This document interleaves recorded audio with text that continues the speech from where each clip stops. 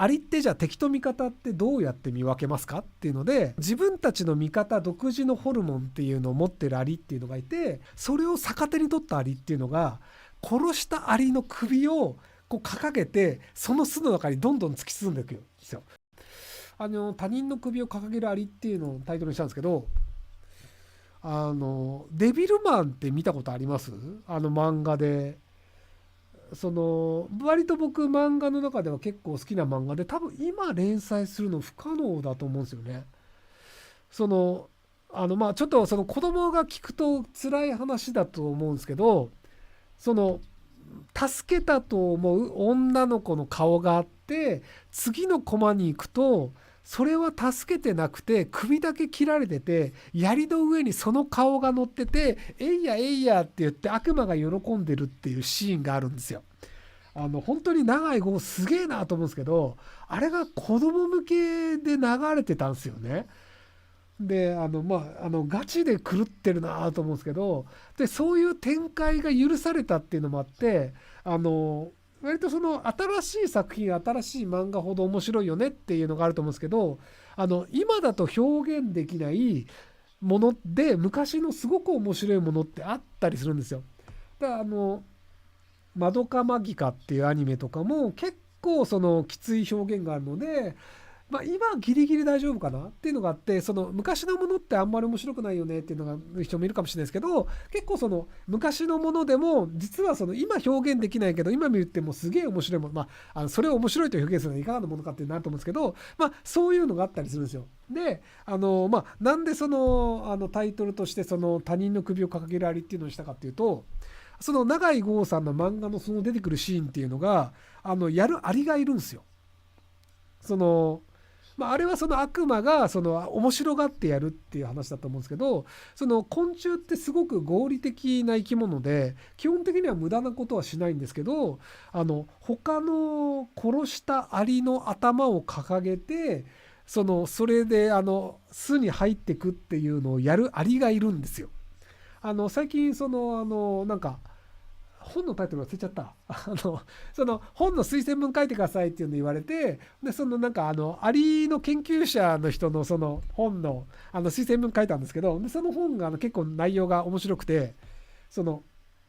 アリってじゃあ敵と味方ってどうやって見分けますかっていうので、その、その自分たちの味方独自のホルモンっていうのを持ってるアリっていうのがいて、でそのホルモンを出さないやつは敵だ、だから攻撃しようってなるんですけど、それを逆手に取ったアリっていうのが殺したアリの首をこう掲げて、その巣の中にどんどん突き進んでいくんですよ。でそうすると殺したアリが前にいて、で殺したアリの首の先には触覚があって、でその他のアリはその触覚を触って、フェロモンね、でこいつ味方だっていう風に誤解をして、その敵をどんどん巣の奥まで通しちゃうんですよ。なのでその首を掲げて入っていくことで内部に入れるっていうのをそのアリはやってるんですけど、めちゃくちゃ賢いじゃないですかっていうのがあったりして、なので結構アリって賢いんですよね。僕はハキリアリの話前にしたことあると思うんですけど、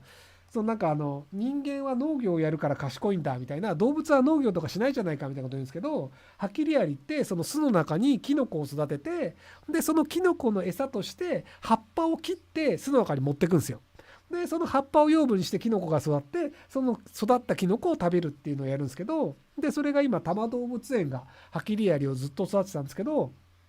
最近その多摩動物園がハキリアリの女王が死んで、昔だったらその新しい女王を入れて別のそのハキリアリの巣を出すんですけど、今回女王いないままほっとくことにしたんですよ。要は女王がいないと新しいアリっていうのが生まれないので、何ヶ月かは巣としては成立するんですよ。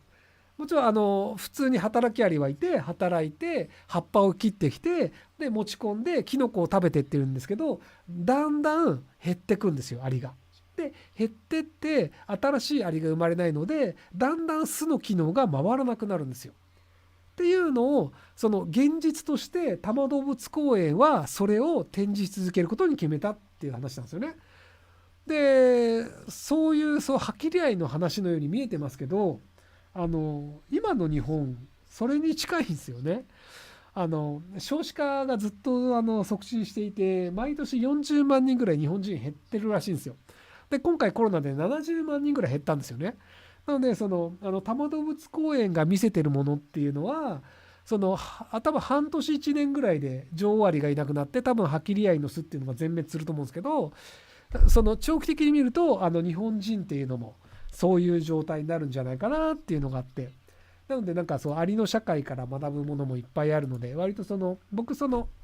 日は10秒現金ありっていう本面白いですよっていうのも Twitter で書いたんですけど、でそういう感じで割となんか先進国の人間っていうのがどうって考えるんですけど、そもそも動物としての人間ってどういうものなのとかっていうのとか、じゃあアリの社会ってどうなのっていうのは結構通ずるものがあったりするので、なのでなんか人間ってすごい特殊な生き物で他の動物とは違うとかって考えるのは割とおごりだと思っていて、なので動物とか昆虫とかも似たようなもので、なのでなんかあんまりなんか人間だからこうしなきゃいけないとか、なんか人間だからこうあるべきだとかいうのも考えて、なんか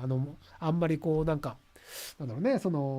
正しいことをやろうとかって考えて、逆に自分に負担が増えてしまって、なんか楽しいことというのを後回しにしちゃう人っていうのが結構いたりするんですけど、まあ所詮動物なんでこんなもんでしょうっていうので、まあ今楽しければいいんじゃねっていうので暮らすっていうのは割と僕は大事なんじゃないかなと思うんですよね。今楽しければいいんじゃねっていうので暮らしていく人が大勢いて、その結果として楽しく暮らせてる人が大勢いますっていうのだけでも回ってる国っていっぱいあるんですよね。日本ってちょっと前までは寿命が世界で一番高い国だと言われたんですけど、でそこ抜かれたんですよね。今寿命が一番高い国ってスペインでスペインって医療技術が超発達してるかっていうとそんなこともなくて、でじゃああいつらすげえ金持ちかっていうと全然そうじゃなくて、まあ、全然働く気もないし経済的にも悪いから EU の中ではお荷物ポジションなんですけど、ただ寿命長いんですよ。なんでかっていうとやたらに昼寝をするとか、働かなくてもだらだら楽しく暮らしてるやつがいっぱいいるとかっていうのがあって、結果として楽しく暮らしてて寿命も長いと。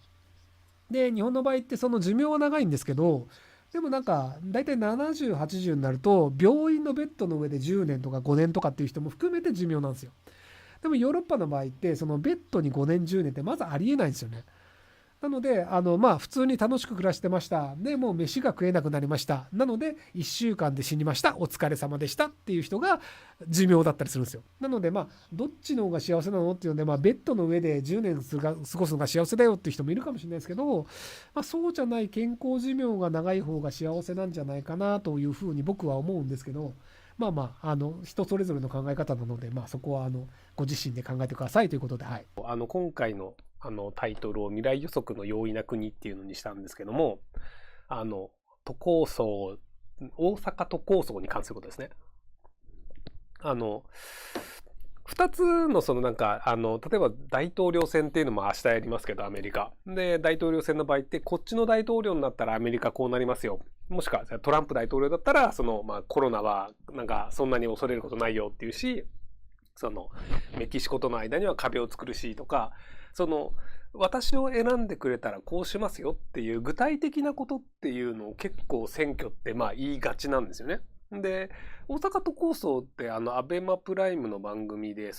反対派の人と賛成派の人に来てもらって、で、具体的にじゃあ賛成派の人は大阪都構想になると何が変わるんですかっていうと、具体的なアイデア案はまだ出されてないっぽいんですよね。なのでまあ大阪府と大阪市というのが協力して大阪全体の発展を生かしますよみたいな。なので大阪府と大阪市で考え方がバッティングしてぶつかって止まるみたいなのは減りますみたいな話で、でそのじゃあシステムを作ることで何を実現したいのってところが実はまだふわっとしてて、維新の方でも言ってないっていう状態だったんですよね。なので具体的なこと言わないっていうのは結構珍しいと思ったんですけど、逆にじゃあ大阪都構想の論点って何なのっていうと、今まで通りと新しい仕組みを作って大きく変化をする大阪、どちらを選びますかっていうすごい抽象的な話で人が投票した結果になったんですよね。トランプ大統領みたいな、じゃあメキシコとアメリカの間に壁作りますみたいな話だと、壁いるのかいらないのかっていうので、要は俺別にテキサスとか住んでねえから壁なんかどうでもいいしっていう人もいるじゃないですか、アメリカ人にとってみたら。で、じゃあアリゾナの人とかが、マジ壁欲しいみたいになるかもしれないんで、その個別の要因に対してイエスかノーかっていうのを出すのが、普通の選挙ありがちなんですけど、今回具体的な、何をするっていうのがなかったせいで、逆に今まで通りに投票した人が反対派で、じゃあ変化させた方がいいと思う人が賛成派っていう、すごく分かりやすい投票を大阪全体でしたんですよ。で、その結果どうなりましたかっていうと、変化を望まない人が、多数派というか、1万何千人ぐらい変化を望まない人が多かったですよっていう結論になりましたと。で、これって大阪特有の問題でもなくて、多分日本全体そうなんだろうなという気がするんですよね。大阪って割と日本の中では結構物事とかも、思ったことをすぐ喋るようなおじちゃんおばちゃんとかがいるとか、割とストレートな人がいるとか、あと大阪商人っていう言葉があるように、お金儲けに関しては割と前に前にっていう民族性だったりするので、なので農業が多いところに比べると、経済に関して結構敏感な土地柄だと思うんですよね。農業メインのところって、経済って別にそんなに重要じゃないよね。だって俺たち、米作ってれば、食いっぱくれることねえし、みたいなのがあるので、変化望まないってなりがちなんですけど、ある程度経済に敏感なはずの、例えばシャープとかパナソニックとかって大阪近辺から出てきたわけじゃないですか。で、そういう企業があったり、商人の町として、歴史があるところでも、経済の感覚を持っていながら、今まで通りで良いというのを選んだっていうのだと、多分他の地域も推して知るべしなんじゃないかなと思うんですよね。というわけで、タイトルの未来予測の容易な国っていうのは何となったかっていうと、例えば20年前に Google っていう会社知ってる人ほとんどいなかったと思うんですよね。検索エンジン Google で、今世界中の人が使ってますけど、で、世界中のインターネットの今4分の1ぐらいが Google のサービスに使われてるのかな、帯域で。Google 検索とか、YouTube とか、Gmail とか。で、Google Meet みたいな仕事で話をするやつとか。で、Facebook とかも使われてるんですけど、そんな感じで20年前に Facebook とか Google って日本ではほとんど知られてなかったと思うんですよね。一応アメリカではあったんですけど、YouTube はないか。いいや。っていう感じで、20年後に何が起きてるかわからない国だったりするんですよね、アメリカって。で、前の大統領、オバマ大統領の時に、割と民主党っていう党がアメリカの政権を取っていて、で、いろんな人種の人とかが、参加して、ダイバーシティっていう多様性が大事だよねとか、で、世界中より良くしていきましょうねっていう、割と綺麗事を通る国だったんですけど、トランプ大統領に入れ替わった瞬間、世界なんか知ったことじゃねえよ。アメリカファーストって言って、世界中で作ってきた枠組みとかを知ったことじゃねえやって切り捨てたりとか、イスラム系の国の人は入国禁止にアメリカしてみたりとか、突然変化が訪れるんですよね。要はオバマ大統領が辞めて1ヶ月2ヶ月でガラッと変わるわけですよ。なのでアメリカって予想がしづらい国なんですよね。選挙でガラッと変わるっていうのもあるし、あとめちゃくちゃ優秀な人がめちゃめちゃでかい会社を作って、世界中を変化させるみたいなのが起きる国なので、アメリカって予測しづらい国なんですよ。で、予測しづらい国で他に行くと、ちっちゃい国って予測しづらいんですよね。ちっちゃいので、動きが機敏なので、突然考え方とかやることが変わったりするみたいなのがあって、シンガポールが今アジアの優等生って言われてますけど、40年前とかって、シンガポールってボロボロだったわけですよ。独立する時ってどちらかというとマレーシアからお前らもういらねえよぐらいのノリで切り離されて、で水すら自分たちで確保できないっていうところからスタートしてるんですよね。だからリー・カンユーっていうシンガポールの作り上げた人って言われてる人って、独立の時に泣いてたっていうぐらいシンガポールと落ち目な状態からスタートしたんですけど、で今やアジアの経済のトップだし、アジアでアジア支店とか作るんだったら、外資系企業ってシンガポールにヘッドコーター作るよねみたいな。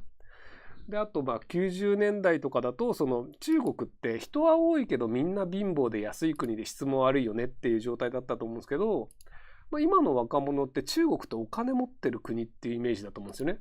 要はその全員が貧乏だったよねっていう国のイメージで多分昭和の人はいると思うんですけど、その平成生まれ令和育ちの人って中国は金持ちの国ってい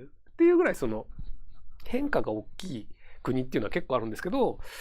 日本はそうじゃないよねっていうのが、まあ今回明らかになったかなと思います。はい。